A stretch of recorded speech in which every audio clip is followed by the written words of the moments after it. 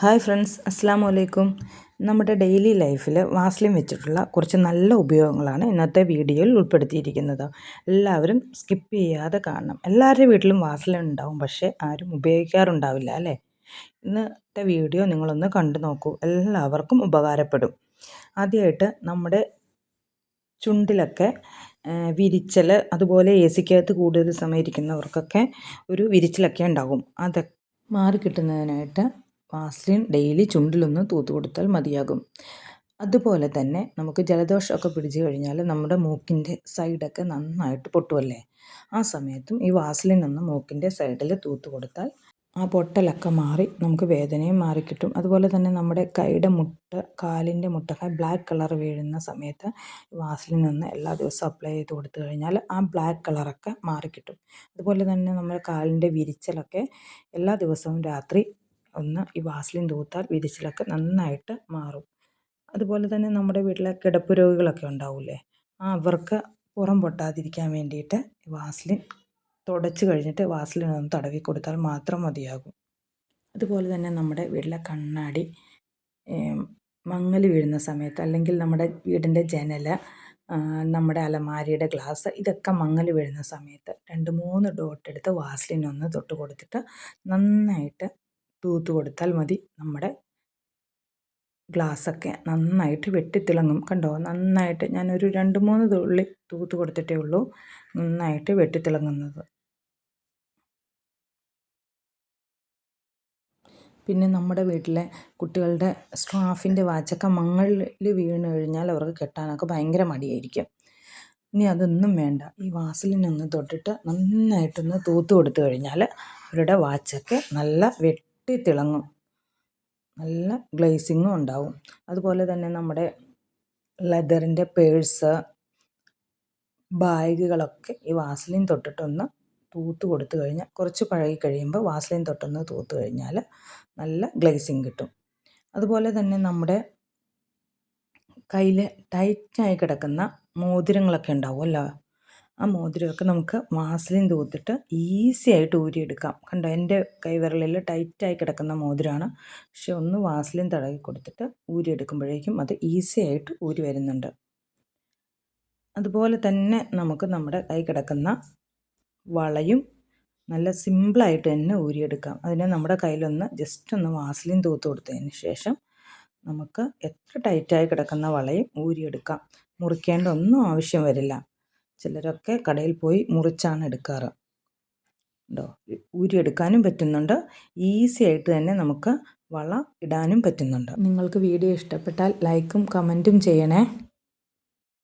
അതുപോലെ തന്നെ നമ്മുടെ കയ്യിലൊക്കെ ഭയങ്കര ഒരു ഇറിറ്റേഷൻ ആയിരിക്കുമല്ലേ നമുക്ക് ഈ സോപ്പൊക്കെ ഉപയോഗിച്ച് കഴിയുമ്പോൾ.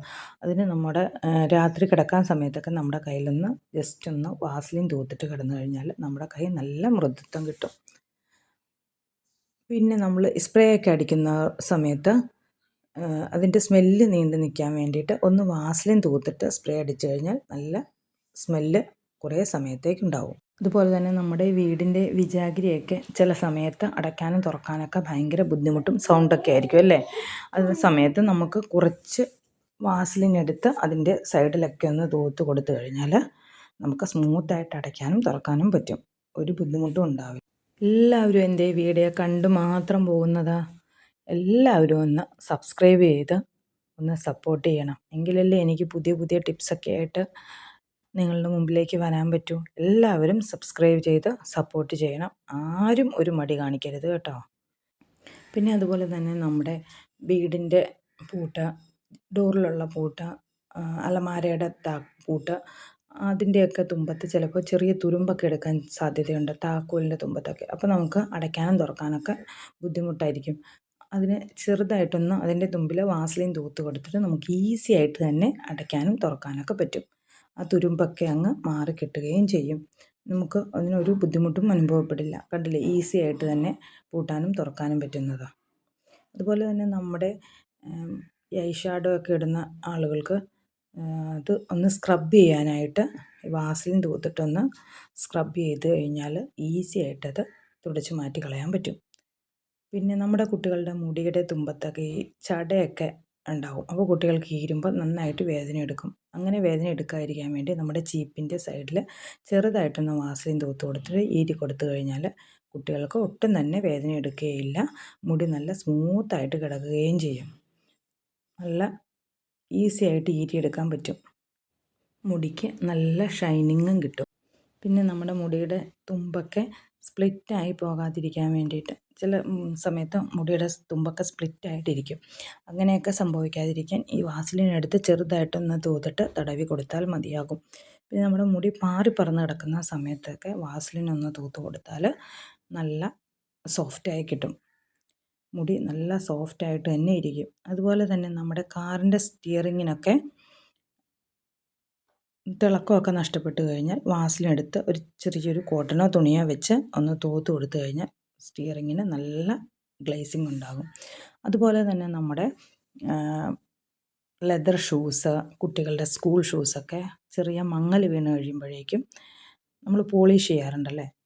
പോളിഷൊന്നും ചെയ്യേണ്ട ആവശ്യമില്ല. നമുക്ക് ചെറുതായിട്ടൊന്ന് വാസലിൻ എടുത്ത് ഒന്ന് ഡോട്ടായിട്ട് ഇട്ട് കൊടുത്തതിന് ശേഷം നന്നായിട്ടൊന്ന് ഒരു തുണിയോ കോട്ടണോ എന്തെങ്കിലും വെച്ച് ഒന്ന് നന്നായിട്ട് തൂത്ത് കൊടുത്തു കഴിഞ്ഞാൽ നമ്മുടെ ഷൂ ഒക്കെ നല്ല ഗ്ലേസിങ് ആയിട്ട് കിട്ടും. കണ്ടോ, നല്ല നല്ല ഭംഗിയുണ്ടാകും ഷൂവിന്. നല്ല പോളിഷ് ചെയ്ത പോലെ തന്നെ ഇരിക്കും. 2 ഷൂ ഞാൻ അതുപോലെ തന്നെ തുടച്ചെടുത്തിട്ടുണ്ട്. ഇതുപോലെ ലെതറിൻ്റെ ഷൂസൊക്കെ നമുക്ക് തുടച്ചെടുക്കാവുന്നതാണ്. നല്ല ഫിനിഷിംഗ് ഉണ്ടാകും. അതുപോലെ തന്നെ നമ്മുടെ ബാഗിൻ്റെ സിപ്പൊക്കെ ഉണ്ടാവില്ലേ, പൂട്ടാനും തുറക്കാനൊക്കെ നമുക്ക് കുറച്ച് ബുദ്ധിമുട്ടായിരിക്കും ചില സമയത്ത്. ആ സമയത്ത് നമുക്ക് ചെറുതായിട്ടൊന്ന് അതിലേക്ക് ഒന്ന് വാസലിൻ തൂത്ത് കൊടുത്തതിന് ശേഷം നമുക്ക് അടയ്ക്കുകയും തുറക്കുകയൊക്കെ ചെയ്യാൻ വളരെ ഈസി ആയിരിക്കും. അതുപോലെ തന്നെ നമ്മുടെ തീപ്പെട്ടി ഉണ്ടാവുമല്ലോ, മഴക്കാലത്തൊക്കെ ഒരു തണുത്തിട്ട് കത്താൻ ഭയങ്കര ബുദ്ധിമുട്ടായിരിക്കും. ആ സമയത്ത് ചെറുതായിട്ടൊന്ന് വാസലിൻ അതിൻ്റെ തുമ്പിൽ തൂത്ത് കൊടുത്തതിന് ശേഷം നമ്മൾ തീപ്പെട്ടി കത്തിച്ച് കഴിഞ്ഞാൽ, മഴക്കാലത്ത് മാത്രം ചെയ്താൽ മതി കേട്ടോ,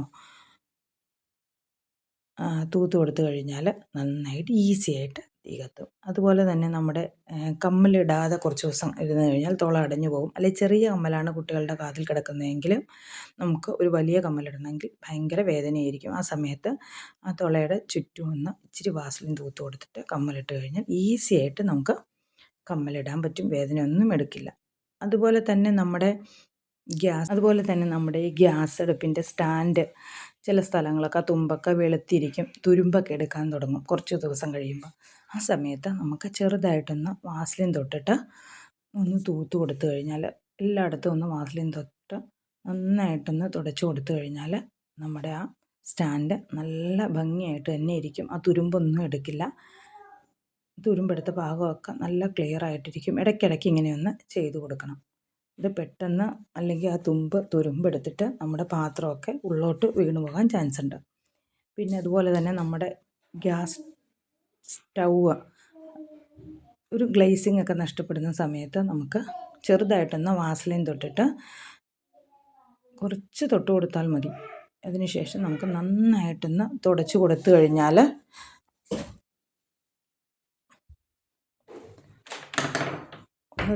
നന്നായിട്ടൊന്ന് തുടച്ച് ഒരു തുണി എന്തെങ്കിലും വെച്ചൊന്ന് തുടച്ച് കൊടുത്തു കഴിഞ്ഞാൽ നല്ല ഗ്ലേസിങ് കിട്ടും.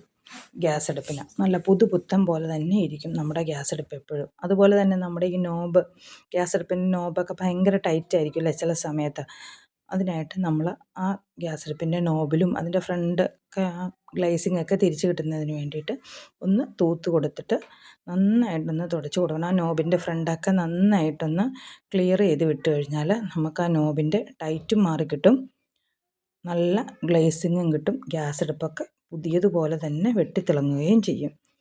എല്ലാവർക്കും വീഡിയോ ഇഷ്ടപ്പെട്ട് കാണുമെന്ന് വിശ്വസിക്കുന്നു. Thank you.